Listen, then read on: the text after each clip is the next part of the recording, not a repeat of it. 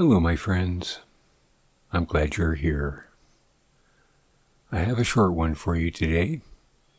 Apparently, H.P. Lovecraft wrote a lot of short stories about dreaming and going insane. This happens to be one of them. So sit back and relax and sleep well.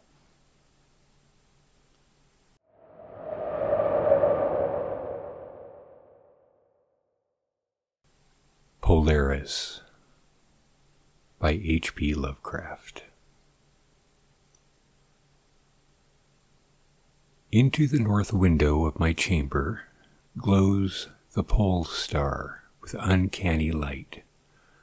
All through the long hellish hours of blackness it shines there, and in the autumn of the year, when the winds from the north curse and whine, and the red-leaved trees of the swamp mutter things to one another in the small hours of the morning under the horned, waning moon, I sit by the casement and watch that star. Down from the heights reels the glittering Cassiopeia as the hours wear on, while Charles Wayne lumbers up from behind the vapor-soaked swamp trees that sway in the night wind. And Coma Berenices shimmers weirdly afar off in the mysterious east, but still the pole star leers down from the same place in the black vault, winking hideously like an insane watching eye which strives to convey some strange message, yet recalls nothing save that it once had a message to convey. Sometimes, when it is cloudy, I can sleep. Well do I remember the night of the great aurora, when over the swamp played the shocking coruscations of the demon light. After the beams came clouds, and then I slept. And it was under a horned waning moon that I saw the city for the first time. Still and somnolent did it lie on a strange plateau in a hollow betwixt strange peaks. Of ghastly marble were its walls and its towers, its columns, domes, and pavements. In the marble streets were marble pillars, the upper parts of which were carven into the images of grave bearded men. The air was warm and stirred not, and overhead, scarce 10 degrees from the zenith, glowed that watching pole star. Long did I gaze on the city, but the day came not. When the red Aldebaran, which blinked low in the sky but never set, had crawled a quarter of the way around the horizon, I saw light and motion in the houses and the streets. Forms strangely robed, but at once noble and familiar, walked abroad, and under the horned, waning moon men talked wisdom in a tongue which I understood, though it was unlike any language I had ever known. And when the red Aldebaran had crawled more than halfway around the horizon, there were again darkness and silence. When I awaked, I was not as I had been. Upon my memory was graven the vision of the city, and within my soul had arisen another and vaguer recollection, of whose nature I was not then certain. Therefore, on the cloudy nights that I could sleep, I saw the city often, sometimes under that horned waning moon, and sometimes under the hot yellow rays of a sun which did not set, but which wheeled low around the horizon. And on the clear nights the pole star leered as never before. Gradually I came to wonder what might be my place in that city on the strange plateau, betwixt strange peaks. At first content to view the scene as an all-observant uncorporeal presence I now desired to define my relation to it, and to speak my mind amongst the grave men who conversed each day in the public squares. I said to myself, this is no dream, for by what means can I prove the greater reality of that other life in the house of stone and brick south of the sinister swamp and the cemetery on the low hillock, where the pole star peers into my north window each night? One night, as I listened to the discourse in the large square containing many statues, I felt a change, and perceived that I had at last a bodily form. Nor was I a stranger in the streets of Alitho, which lies on the plateau of Sarkis, betwixt the peaks of Naughton and Cataphonic. It was my friend Alos who spoke, and his speech was one that pleased my soul, for it was the speech of a true man and patriot. That night had the news come of Daiko's fall, and of the advance of the Inutos, squat, yellowish, yellow fiends who 5 years ago had appeared out of the unknown west to ravage the confines of our kingdom, and finally to besiege our towns. Having taken the fortified places at the foot of the mountains, their way now lay open to the plateau, unless every citizen could resist with the strength of 10 men.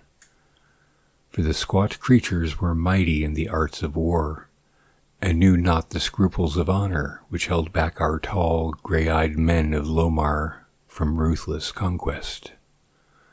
Alos, my friend, was commander of all the forces on the plateau, and in him lay the last hope of our country.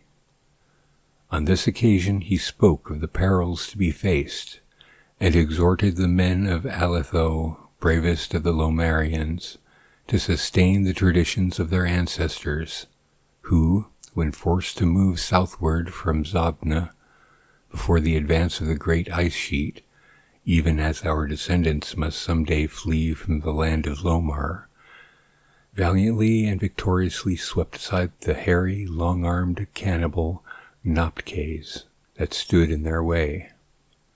To me Alos denied a warrior's part, for I was feeble and given to strange faintings when subjected to stress and hardships, but my eyes were the keenest in the city. Despite the long hours I gave each day to the study of the Nakatic manuscripts and the wisdom of the Zubnarian fathers. So my friend, desiring not to doom me to inaction, rewarded me with that duty which was second to nothing in importance. To the watchtower of Thapnan he sent me, there to serve as the eyes of our army. Should the Inutos attempt to gain the citadel by the narrow pass behind the peak Naughton, and thereby surprise the garrison, I was to give the signal of fire which would warn the waiting soldiers and save the town from imminent disaster.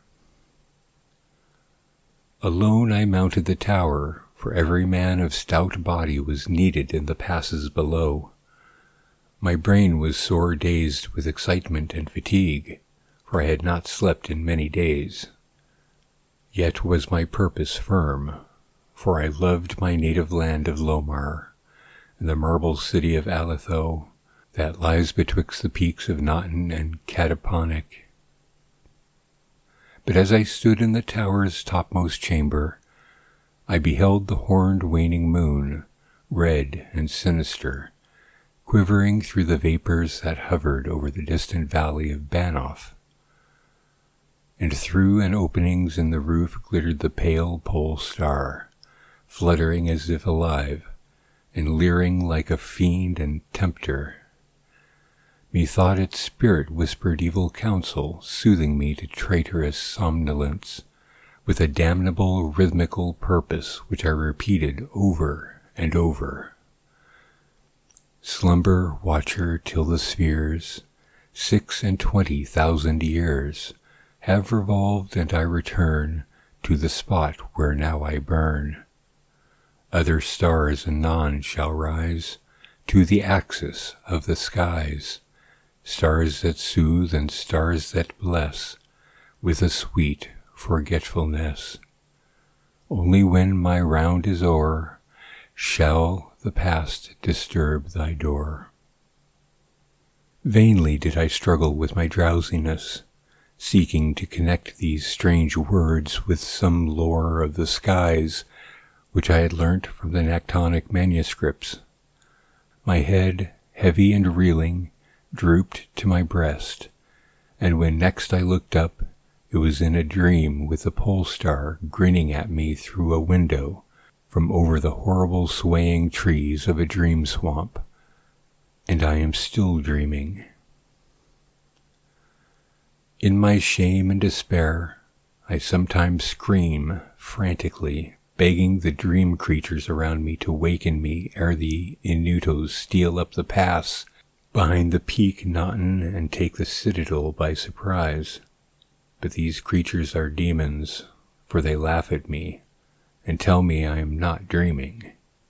They mock me whilst I sleep, and whilst the squat yellow foe may be creeping silently upon us. I have failed my duty and betrayed the marble city of Olatho.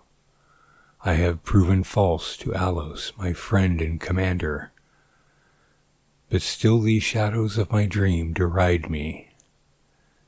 They say there is no land of Lomar, save in my nocturnal imaginings, that in those realms where the pole star shines high and red Aldebaran crawls low around the horizon, there has been naught save ice and snow for thousands of years, and never a man save squat yellow creatures blighted by the cold, whom they call Esquimaux.